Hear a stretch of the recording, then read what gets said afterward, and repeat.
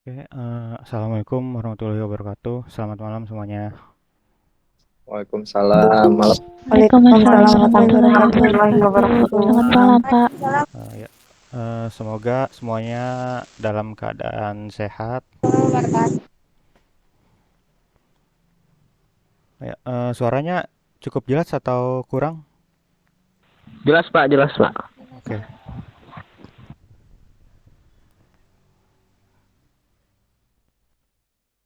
langsung aja kita mulai perkuliahan malam ini, pertemuan kelima di mata kuliah pengenalan perangkat keras. Oke.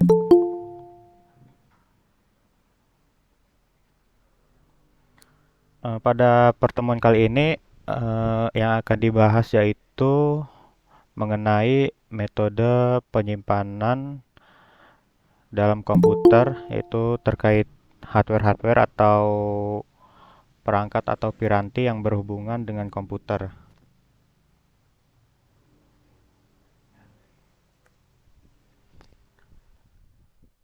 Eh, dalam materi ini terdapat tiga bahasan utama, yaitu yang pertama ada jenis media penyimpanan, yang kedua ada prinsip kerja memori dan alokasi data ke memori, dan yang ketiga yaitu peralatan media penyimpanan.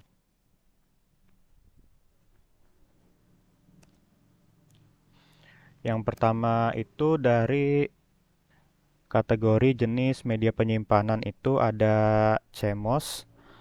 CMOS itu adalah complementary metal oxide semiconductor, yaitu RAM yang berukuran kecil dengan ukuran 64 byte yang menyimpan settingan BIOS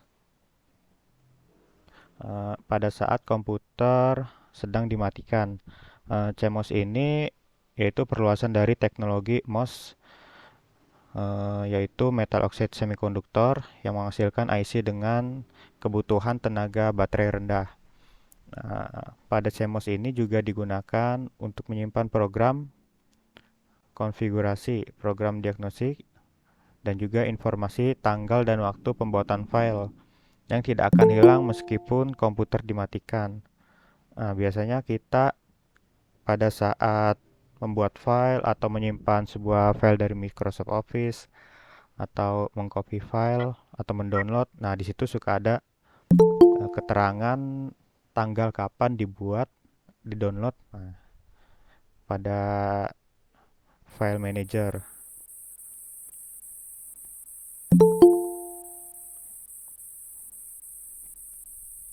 Kemudian CMOS juga sering disebut complementary symmetry metal oxide semiconductor atau COSMOS. Kata komplementer simetris yaitu merujuk pada kenyataan bahwa biasanya desain digital berbasis CMOS menggunakan pasangan komplementer dan juga simetris dari MOSFET, semikonduktor Type P dan semikonduktor Type N, yaitu untuk menjalankan fungsi logika.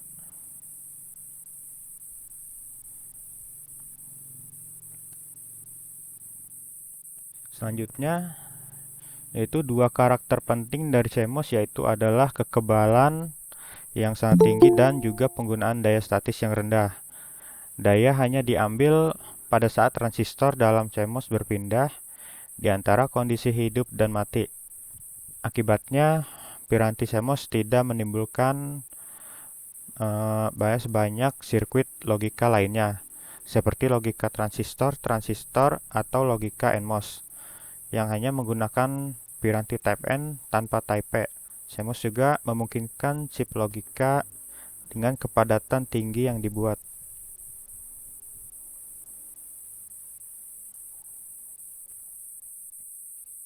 Ini salah satu contoh bentuk CMOS. Dia memang sebuah baterai yang biasanya terdapat pada komputer dia terpasangnya pada motherboard. Nah, contohnya kalau di motherboard di PC itu seperti ini biasanya suka ada seperti baterai jam ya. Kalau tidak kelihatan mungkin ada yang ditutup pakai penutup lagi. Di laptop juga sama, ada mungkin lebih kecil ukurannya. Yang kedua itu ada RAM, yaitu RAM atau Random Access Memory, yang mempunyai fungsi sebagai tempat penyimpanan data atau instruksi program sementara pada komputer. Data pada RAM yang bersifat sementara artinya jika komputer maupun laptop kita matikan, nah maka data tersebut tidak akan tersimpan pada RAM dan juga akan terhapus. RAM biasa juga disebut dengan memori karena pada dasarnya memang memori penyimpanan data yang seperti penjelasan di atas. Fungsi RAM juga untuk mempercepat kecepatan komputer. Namun perlu dicatat bahwa RAM bukanlah komponen utama yang dapat mempercepat kinerja komputer maupun laptop. RAM mampu membantu proses kinerja prosesor untuk mengolah data. Semakin besar ukuran RAM, tentu akan semakin baik dalam prosesnya. Ada macam-macam ukuran RAM, salah satunya diantaranya yaitu ada yang 2 GB, 4 GB, 16, 32, 64, dan juga masih banyak lagi.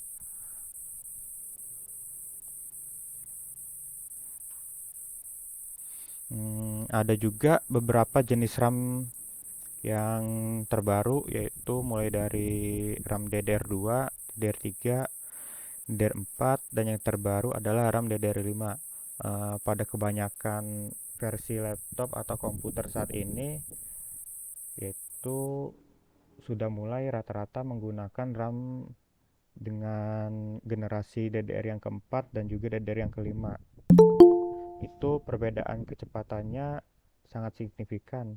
Contohnya antara DDR3 maupun DDR4 perbedaannya juga lumayan jauh dari kecepatannya.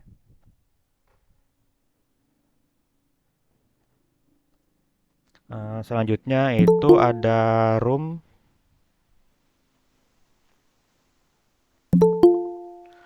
atau read only memory, yaitu perangkat keras yang dipakai sebagai media penyimpanan data pada komputer yang sifatnya permanen. ROM berbeda dengan RAM yang sifatnya sementara. Data-data yang tersimpan di dalam ROM justru tidak akan hilang dan berubah walaupun saat listrik padam ataupun komputer dimatikan. Pada umumnya, data-data atau program yang ada di dalam ROM merupakan setelan atau bawaan pabrik. Di samping itu, ROM juga bisa digunakan untuk menyimpan perangkat lunak yang berhubungan dengan perangkat keras yang sering kita sebut firmware, atau kalau dalam komputer itu driver bawaan. Kalau di HP biasanya firmware. ROM juga mempunyai bentuk fisik yang sama dengan RAM yang berupa chip. Keberadaan ROM yang sangat penting perannya yaitu sangat vital untuk menjalankan sistem komputer, terutama untuk booting. Umumnya data yang ada di dalam ROM tidak dapat diganti-ganti lagi karena memuat kode-kode informasi yang membuat komputer dapat berkomunikasi. Namun ada beberapa jenis ROM yang bisa diubah datanya, yaitu programmable ROM, read only memory, kemudian ada electrically alterable read only memory, ada electrically programmable read only memory, dan juga ada electrically erasable programmable read only memory atau flash ROM.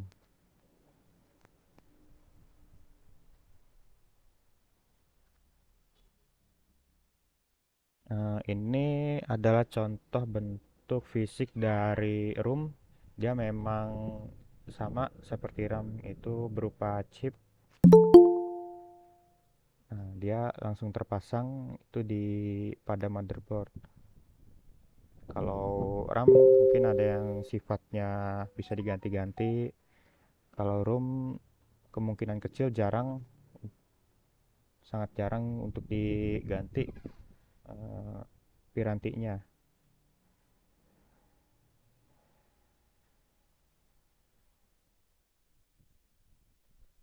Selanjutnya ada DRAM.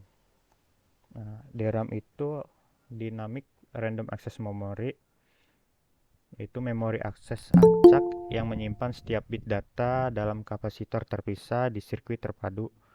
Kapasitor yang dapat diisi atau dilepas dua negara diambil untuk mewakili dua nilai kecil yang secara konvensional disebut 0 dan 1. Karena kapasitas bocor, informasinya akhirnya hilang, kecuali kapasitor disegarkan secara berkala. Karena kebutuhan penyegaran memori yang dinamis dibandingkan dengan SRAM dan memori statis lainnya. Kemudian memori utama pada komputer pribadi adalah dynamic RAM. Itu yang suaranya. Oke, makasih. Selanjutnya, memori utama RAM pada komputer pribadi yaitu adalah dynamic RAM atau DRAM. Nah, ini adalah RAM di laptop dan workstation komputer serta beberapa konsol permainan video RAM.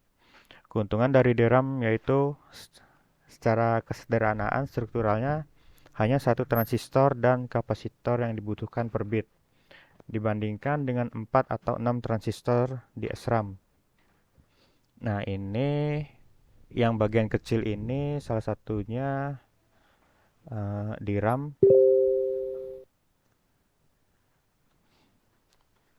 Salah satu di RAM ya masih termasuk ke dalam RAM juga.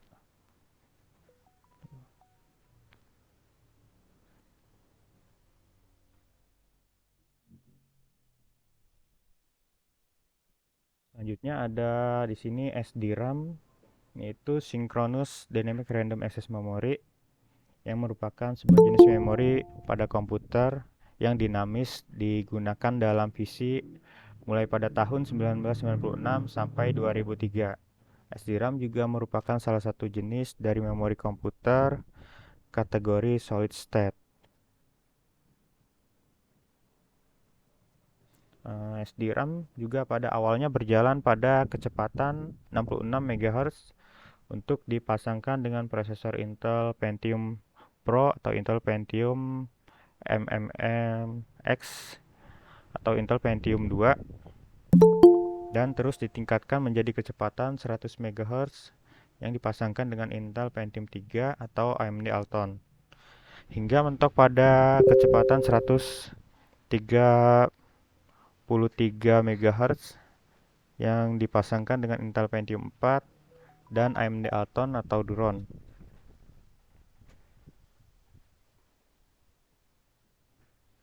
Kemudian popularitasnya menurun saat DDR SDRAM yang mampu mentransfer data 2 kali lipat. SDRAM muncul di pasaran dengan chipset yang stabil. Setelah itu, akibat produksinya yang semakin dikurangi, harganya pun melonjak tinggi dengan permintaan pasar yang semakin banyak dengan kapasitas yang sama dengan DDR SDRAM. Harganya berbeda, berkisar antara 150.000 sampai 250.000. Nah, ini adalah contoh dari SDRAM atau RAM model lama, generasi sebelum RAM yang sekarang ada.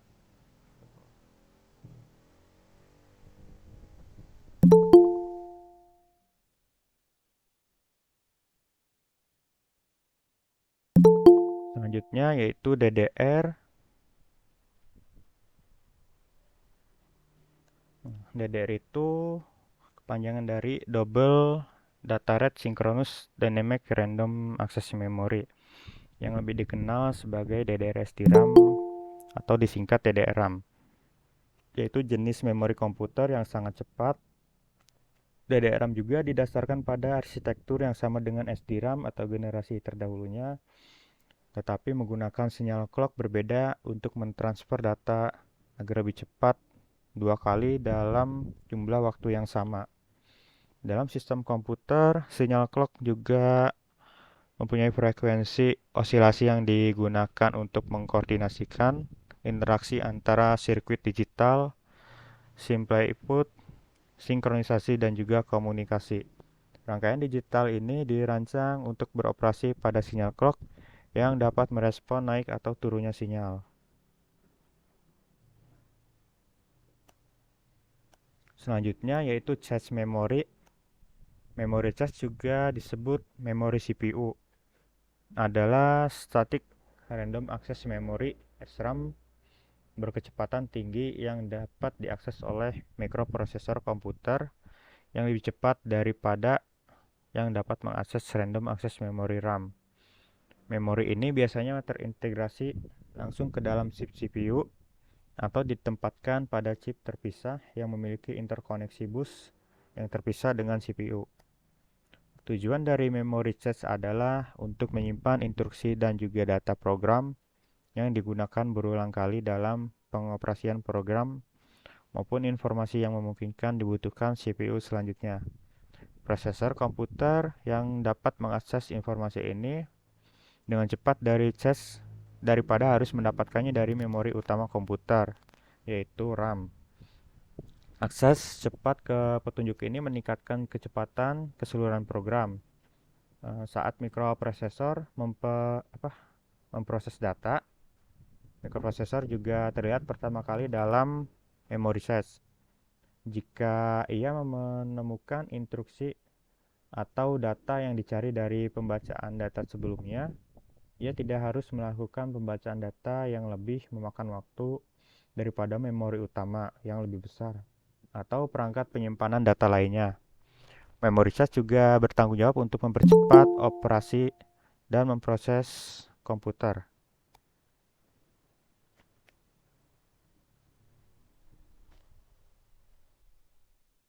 Selanjutnya ada DIMM dan juga SODIMM. DIMM yaitu Dual Inline Memory Module, sedangkan SODIMM yaitu Small Outline Dual Inline Memory Module. SODIMM yang biasa dipakai di perangkat yang memiliki space atau ruang yang sempit seperti laptop maupun notebook, small footprint, high-end printer, dan juga router. Sedangkan DIMM biasa digunakan pada komputer atau PC yang memiliki ruang lebih luas.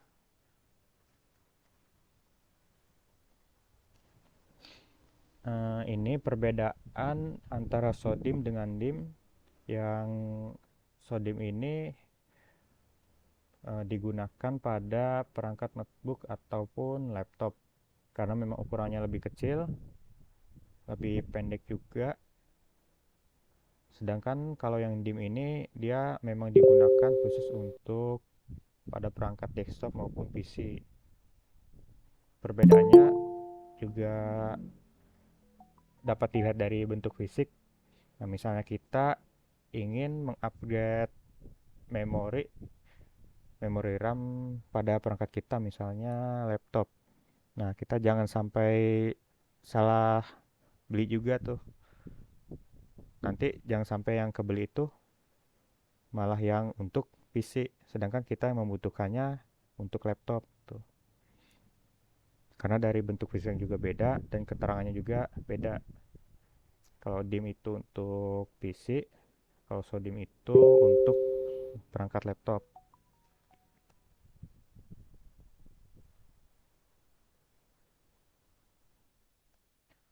Selanjutnya yaitu pada bagian kedua tentang prinsip kerja memori dan juga alokasi data ke memori.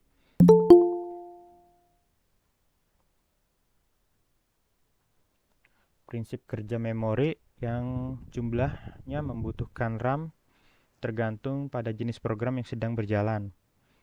Setiap operating system OS seperti Microsoft Windows menggunakan komponen yang dikenal sebagai Virtual Memory Manager atau VMM. Menjalankan program seperti Instant Messenger maupun browser internet adalah mengaktifkan mikroprosesor komputer untuk memuat file dan dieksekusi ke RAM. Untuk program semacam itu biasanya diperlukan RAM 5 MB. Kemudian mikroprosesor juga menggunakan Dynamic Link Libraries yang memakai RAM pada kisaran 20-30 MB.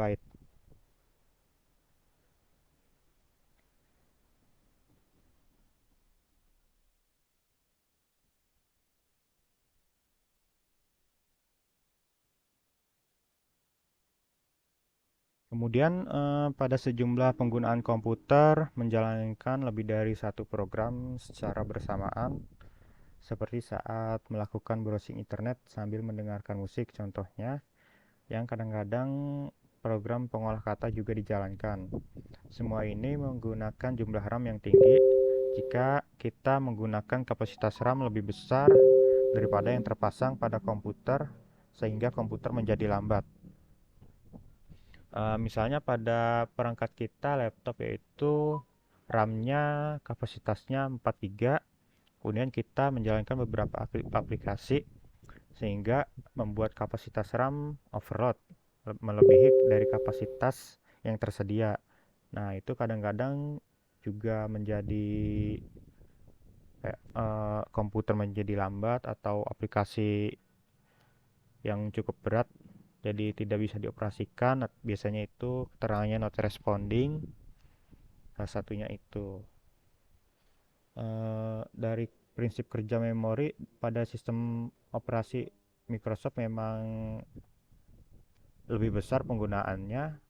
Kalau sistem operasi Linux itu untuk penggunaan memori dia memang lebih ringan. Nah, kemudian untuk sistem operasi macOS dia penggunaan memory manajernya lebih lebih sedikit daripada Windows. Contohnya kalau di macOS walaupun RAM-nya itu 8 GB, nah itu kecepatannya bahkan bisa melebihi operasi sistem Windows yang menggunakan 16 GB. Itu perbedaannya.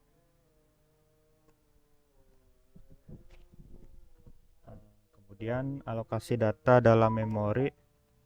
Manajemen memori itu untuk kegiatan mengelola memori komputer yang mengalokasikan memori untuk proses sesuai keinginan, menjaga alokasi ruang memori bagi proses sehingga memori dapat menampung banyak proses, dan sebagai upaya agar program maupun proses tidak dibatasi kapasitas memori fisik pada sistem komputer. Nah, fungsi manajemen memori yaitu antara lain sebagai berikut: mengelola informasi memori yang dipakai dan tidak dipakai. Kemudian mengalokasikan memori kepada proses yang memerlukan. Yang ketiga itu mendealokasikan memori dari proses yang telah selesai. Yang keempat, mengelola swapping antara memori utama dan juga disk. Selanjutnya yaitu manajemen memori dengan swapping, yaitu manajemen memori dengan memindahkan proses antara memori utama dan disk selama eksekusi. Yang kedua, manajemen memori tanpa swapping, yaitu manajemen memori tanpa pemindahan dengan proses antar memori utama dan disk selama eksekusi.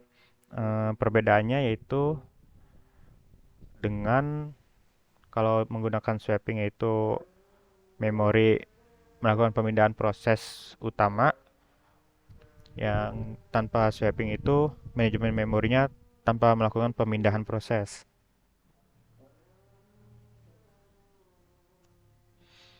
Kemudian pada memori tanpa swapping juga memiliki beberapa poin lagi, yaitu kondisi yang tanpa swapping ini bisa dikondisikan sebagai berikut. Yang pertama itu ada monoprogramming, yaitu sistem komputer hanya mengizinkan satu program atau satu pemakai berjalan pada satu waktu.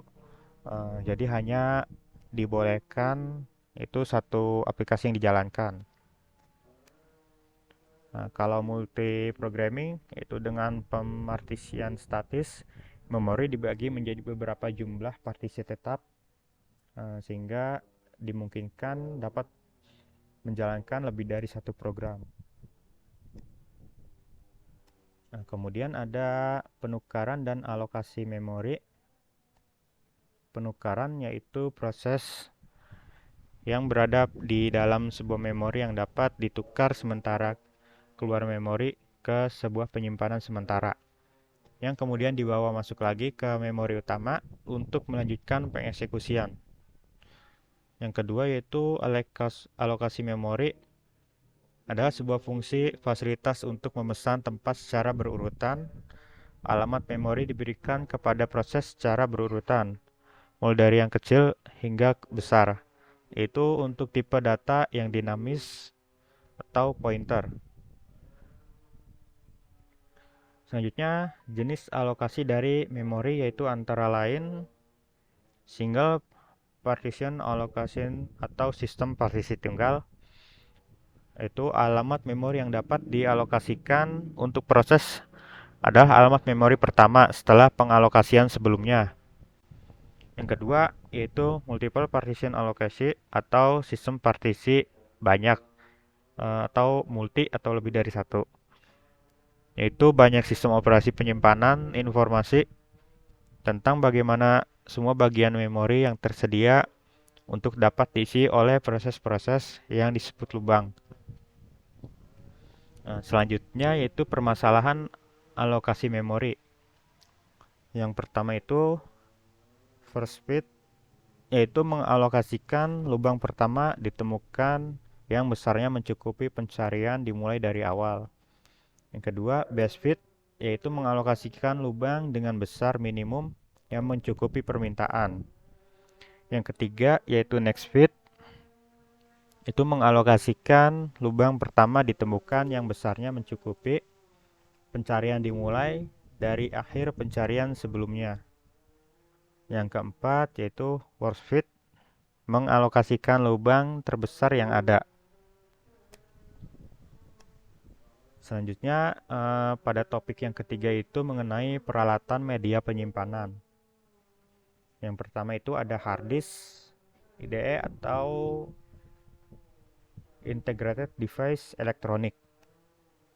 IDE ini yang juga dikenal dengan istilah ATA atau Advanced Technology Attachment, merupakan desain interface hard disk dengan controller yang terintegrasi di dalamnya.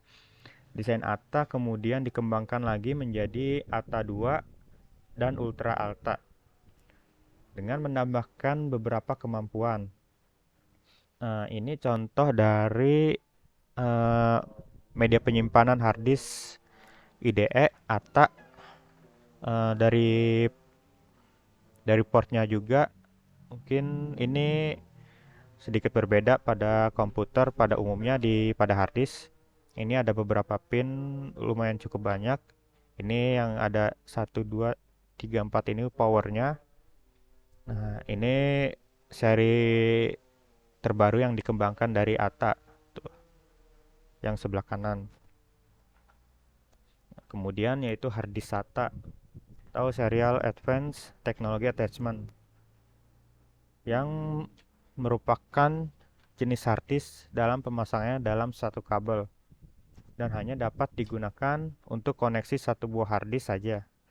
Bandwidth pada SATA ini yaitu transmisi yang dapat lebih maksimal pada hard disk jenis SATA yang dibandingkan dengan hard disk jenis PATA, yaitu apabila port yang disediakan motherboard tidak mencukupi, maka dapat menggunakan SATA expander. Selain perbedaannya pada jenis kabel data yang digunakan, hard disk jenis SATA juga menggunakan kabel power yang berbeda dibandingkan dengan hard disk jenis PATA. Ini contoh dari hard disk jenis SATA. Kalau yang sebelah kiri ini itu sekarang masih digunakan pada komputer laptop. Kalau yang sebelah kiri ini memang untuk penyimpanan pada laptop karena lebih tipis, dan juga seri portnya juga berbeda dari hard disk jenis ATA yang sebelumnya. Kemudian ini yang digunakan untuk pada perangkat desktop atau PC yang sebelah kanan. Selanjutnya itu ada compact disk atau CD, yang merupakan sebuah piringan yang dapat dibaca menggunakan CD-ROM drive yang dilengkapi dengan loser yang keluar dari mata optik. CD-ROM yang beralat read only hanya dapat dibaca dan tidak dapat ditulis berulang kali. John's Optical Disk In memiliki kapasitas yang lebih besar dari disket. Ukuran data yang dapat ditampung mencapai 700 MB. CD-ROM memiliki kecepatan transfer sebesar N kali 150 MB per second, di mana nilai N merupakan kecepatan yang tertulis pada CD-ROM.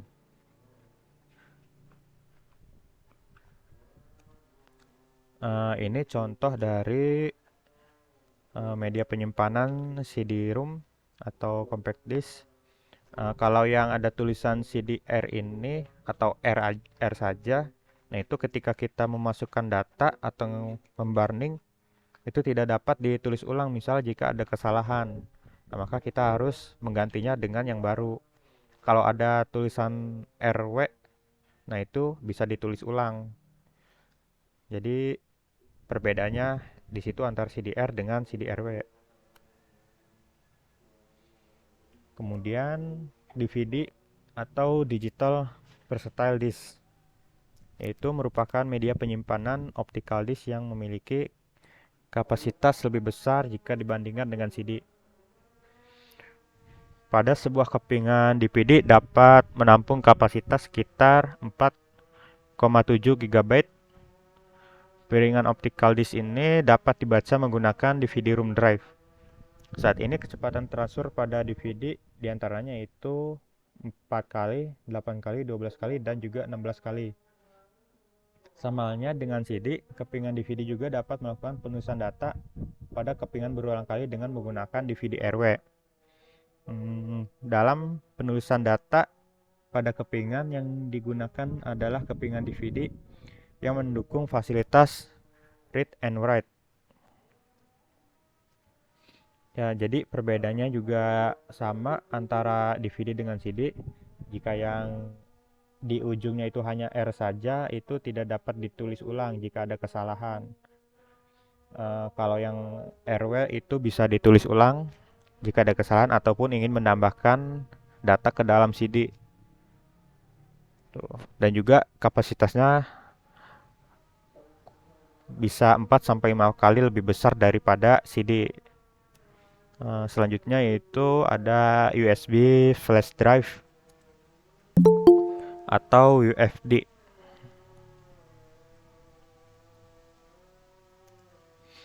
UFD yang disebut juga dengan flash disk merupakan perangkat penyimpanan data yang memiliki alat penghubung USB yang terintegrasi. USB flash drive biasanya yang berukuran kecil, ringan, serta dapat dibaca dan ditulis dengan mudah. Besarnya kapasitas media ini tergantung daripada teknologi memori flash yang digunakan.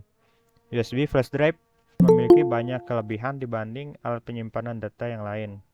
Khususnya disket, perangkat ini lebih cepat, kecil, tapi mempunyai kapasitas lebih besar, serta lebih dapat diandalkan karena tidak memiliki bagian yang bergerak daripada disket. Ini yaitu contoh dari beberapa USB flash drive.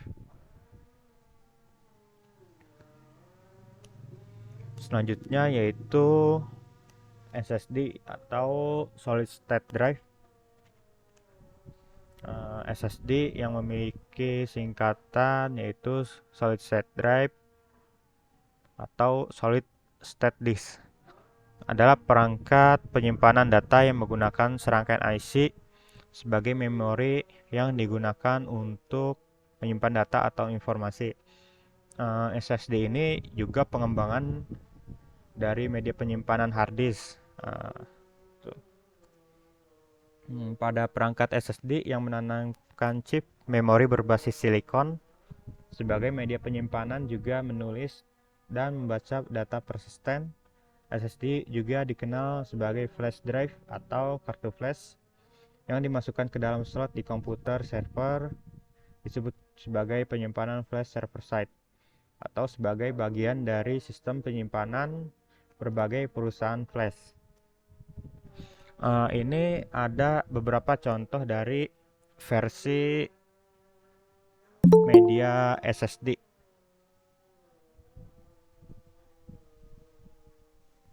Yaitu ada 4.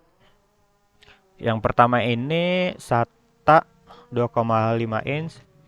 Ini dari bentuknya sama dengan harddisk tipe SATA dengan ukuran yang sama dan juga slot pin konektornya juga sama, tetapi kecepatannya berbeda, lebih cepat yang SSD ini dibanding yang tipe harddisk. Karena yang tipe harddisk itu memakai piringan, ya memakai piringan. Kalau yang tipe SSD ini sudah tidak memakai piringan lagi. Kemudian ada yang tipenya SSD M SATA.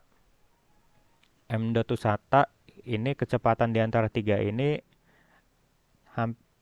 tidak berbeda jauh, tetapi tetap memiliki peningkatan di antara versi masing-masing. Nah, untuk generasi yang terbaru ini dari SSD itu ada M.2 NVMe. Ini kecepatannya bisa 10 kali lipat di antara yang SATA 2,5 inch maupun yang M.2 SATA ini. Walaupun sekilas mirip antara M.2 SATA maupun M.2 NVMe ini, tetapi dari konektor pinnya berbeda. Kalau M.2 SATA dia ada 2 lubang di konektornya, yang NVMe satu. Dari kecepatannya juga beda. Nah, jika di motherboard kita laptop atau PC sudah support NVMe, nah itu lebih baik akan mendukung kinerja dari perangkat kita agar lebih cepat. Ada juga yang dapat mendukung keduanya jika konektornya konektornya sama dan juga di keterangan dari produsennya juga akan mensupport.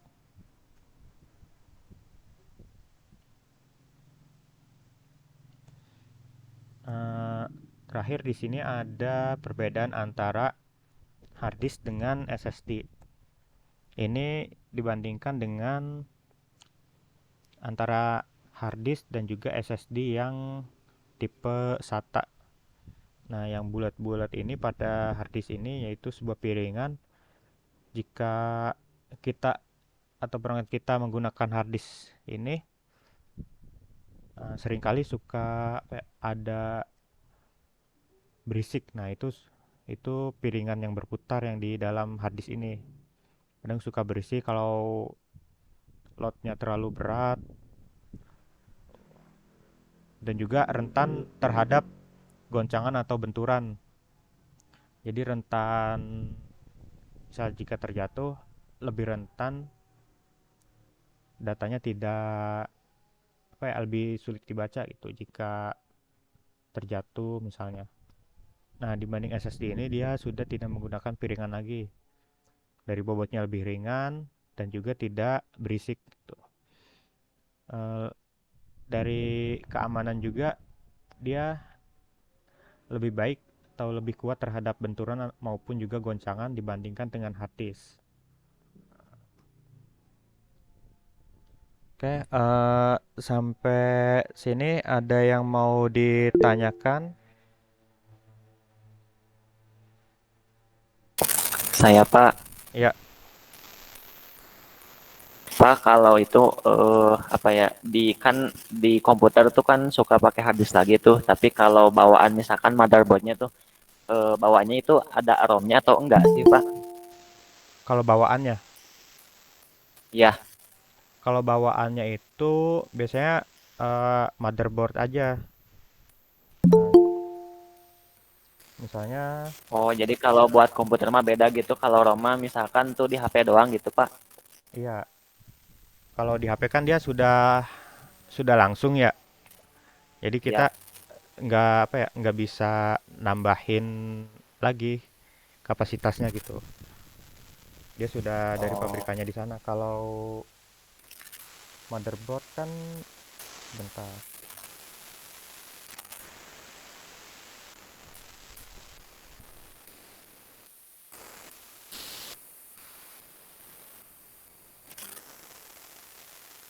Nah, misalnya jika kita membeli sebuah motherboard,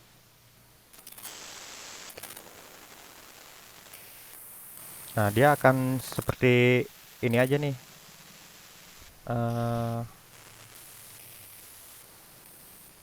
yang kita dapat hanya kepingannya aja. Nah, nanti yang di dalam yang kotak ini, nah itu diisi prosesor. Nah, di atas prosesornya ini kipas, yaitu untuk mendinginkan si prosesornya ini. Nah, kalau untuk media penyimpanannya itu nanti kita pasangkan lagi dengan kabelnya sesuai tipenya apa. Nah, kalau ini biasanya dia udah support SSD yang terbaru yang NVMe tuh. Kalau dari motherboard memang dia terpisah antara ROM dan juga motherboard, beda sama HP. Kalau ini kan masih bisa di-upgrade baik di laptop maupun pada komputer. Oh ya Pak, siap. Terima kasih Pak. Ya.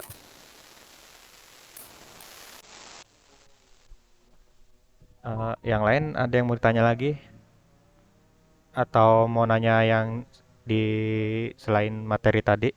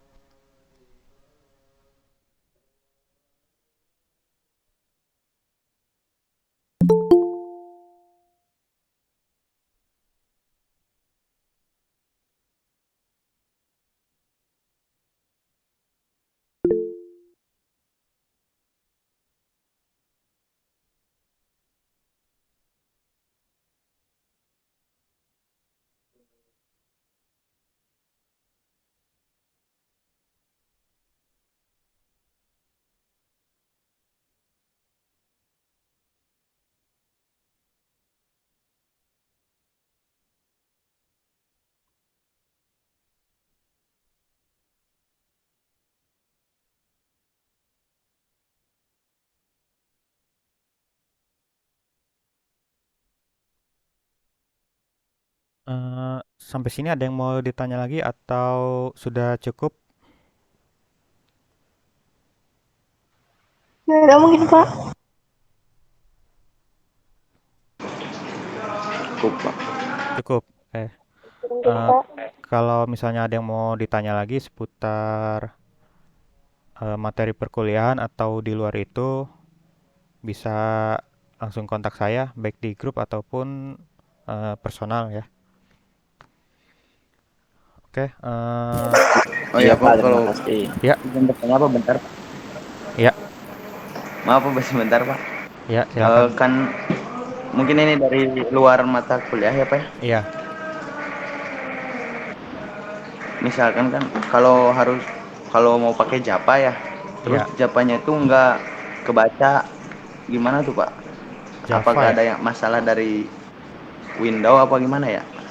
Eh, Kalau Java itu biasanya itu yang pertama itu harus install JDK-nya dulu. Biasanya disesuaikan entah itu JDK 7 atau JDK 8 versinya. Nah, baru kemudian diinstal Java-nya. Biasanya kalau Java kalau udah install JDK sih sudah ini ya. Bentar. Saya juga agak lupa kalau install Java karena jarang menggunakan. Coba kita cari dulu di sini. Di semester 1 ada ya mata kuliah Java ya? Iya Pak. Ada Pak.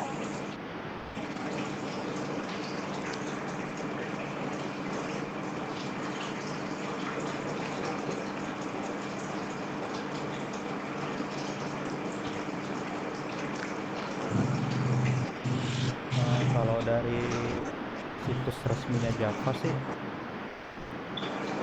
di sini kita membutuhkan file apa ini? Kalau nggak salah JDK atau JRE.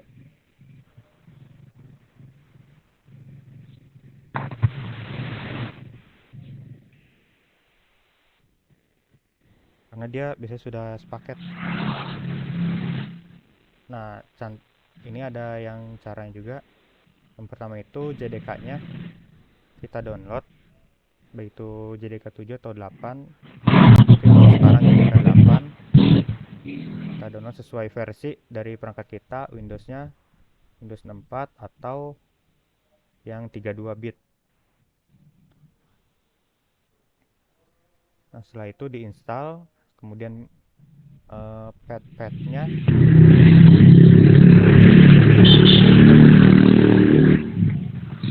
nah biasa kita harus menyesuaikan environment variabelnya nih, terpisah biasanya. Nah, installer Java-nya kita taruh mana sesuai versinya di ini installernya. Misalnya di sini kan ada program file Java, JDK-nya JDK 8. Nah, kita tambahin pad-nya ke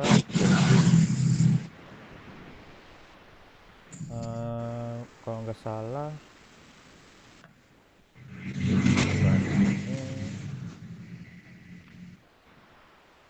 sistem properties.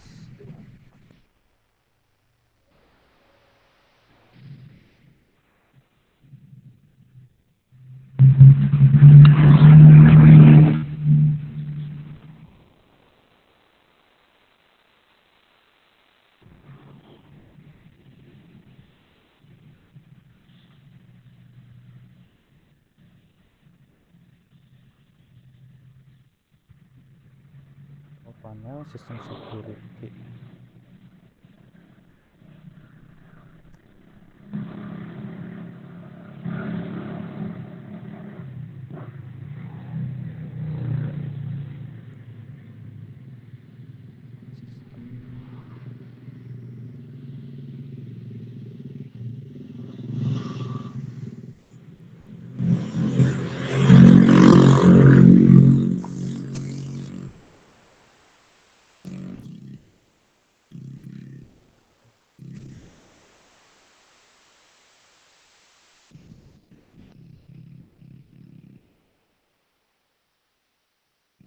Ya, kurang lebihnya sih seperti itu. Nah, nanti kita tambahin.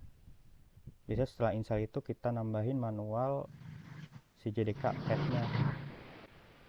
Nah, saya nyari belum nemu sebenarnya.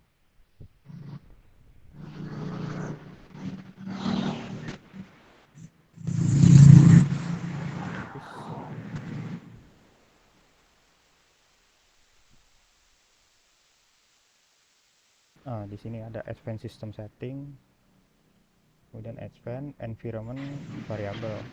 Nah, kita tambahkan di sini di pad ini. Kita edit.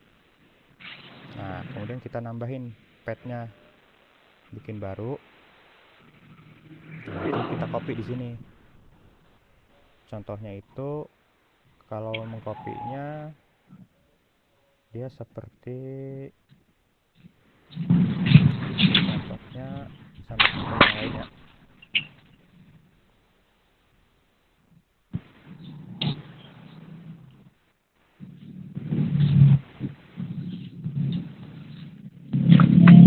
Sampai folder bin. Nah, nanti yang ini yang kita copy nih ke dalam pad yang tadi. Biasanya sampai folder bin.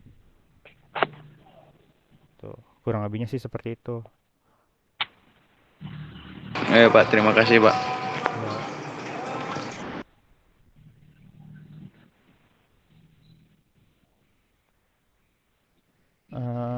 Yang lain ada lagi?